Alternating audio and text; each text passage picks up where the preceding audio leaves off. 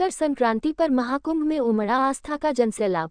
महाकुंभ के पहले अमृत स्नान में दिखा आस्था का प्रचंड वेग। साधुओं के दर्शन के साथ पवित्र डुबकी लगाकर प्राप्त किया पुण्य। हाड़ कंपा देने वाली ठंड में उजाले की पहली किरण निकलने से पहले ही करोड़ों श्रद्धालुओं ने लगाई डुबकी। 12 किलोमीटर लंबे घाट क्षेत्र में गूंजते रहे हर हर महादेव और जय श्री राम के जयघोष। नागा साधुओं की राजसी शोभायात्रा ने खींचा ध्यान। श्रद्धालुओं की सुरक्षा के लिए चप्पे चप्पे पर कड़े प्रबंध। महाकुंभ नगर तीर्थराज प्रयागराज में जब उजाले की एक किरण तक नहीं निकली थी, हाड़ कंपा देने वाली ठंड के बीच मकर संक्रांति के पावन पर्व पर महाकुंभ नगर में श्रद्धालुओं का जनसैलाब उमड़ पड़ा। अमृत स्नान के लिए देश विदेश से करोड़ों लोग गंगा, यमुना और अदृश्य सरस्वती के संगम पर पहुंचे। पवित्र स्नान का ये दृश्य भारतीय संस्कृति और परंपरा की गहराई को दर्शाता नजर आ रहा था।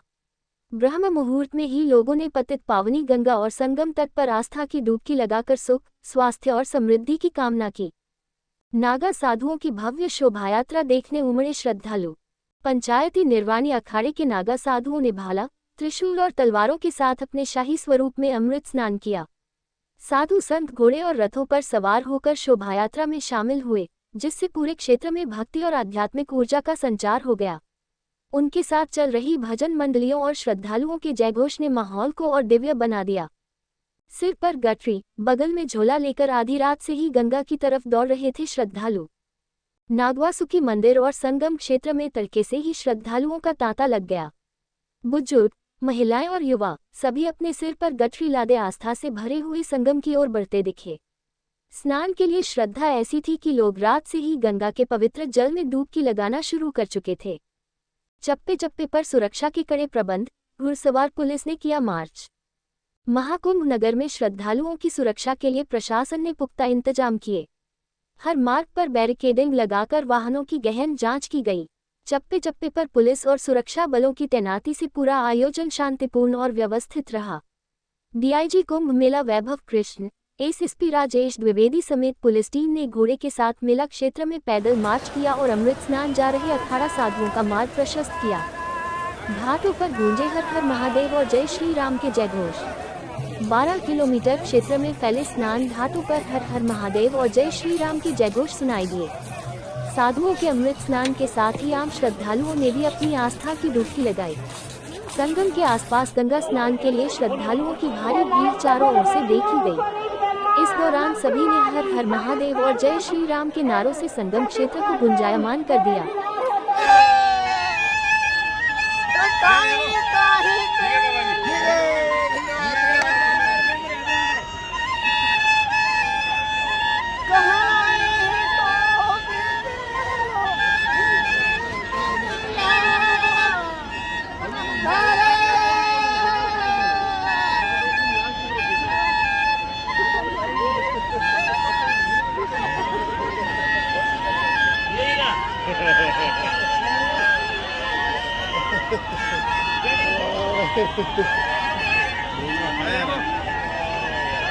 स्नान शुरू हो जाएगा। जितने भी अखाड़े सबका स्नान 40 मिनट का है। 40 मिनट में हमारा पूरा स्नान संपन्न हो जाएगा और हम वापस निजी अखाड़े में आएंगे और हमारे पश्चात जूना अखाड़ा, आह्वान अखाड़ा के अखाड़ा आएगा। और आज हम यही कहना चाहेंगे, बहुत ही दिव्य कुंभ हो, बहुत ही स्वच्छ कुंभ है। और आपने देखा होगा पूरे नागा साधु देश विदेश से हमारे साथ आए। महामंडलेश्वर हमारे साथ है, आचार्य महामंडलेश्वर हमारे साथ है और हम दिव्य और भव्य कुंभ की कल्पना लेकर के अमृत स्नान करने जा रहे हैं।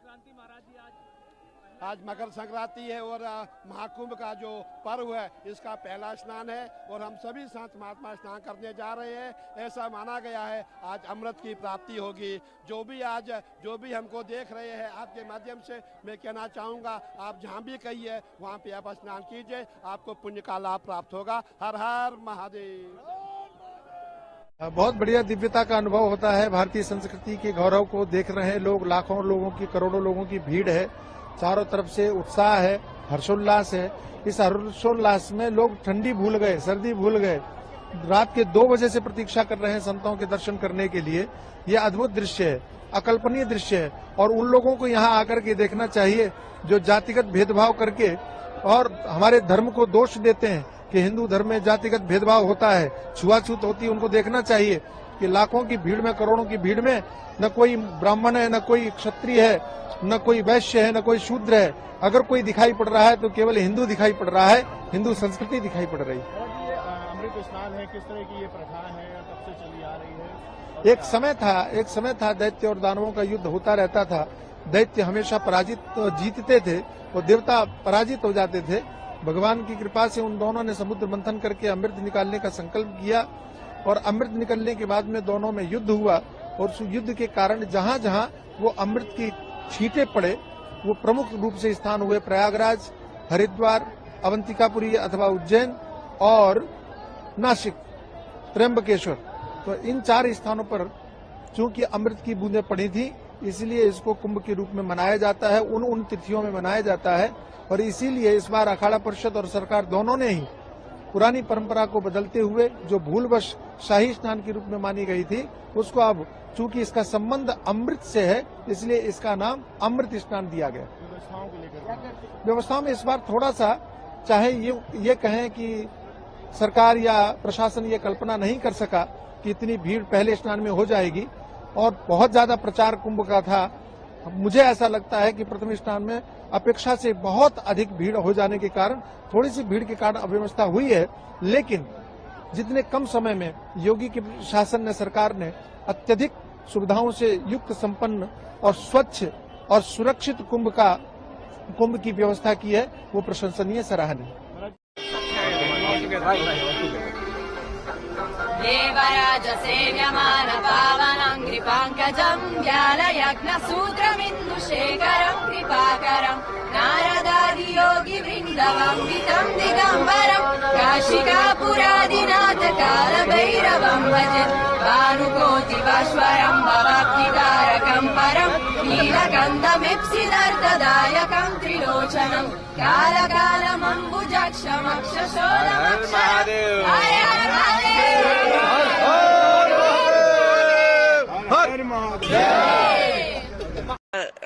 आप जानते हैं कि आज सबसे उत्तम दिन जो हम सब लोग हमारे जीवन में मिल कर सकते हैं, क्योंकि आज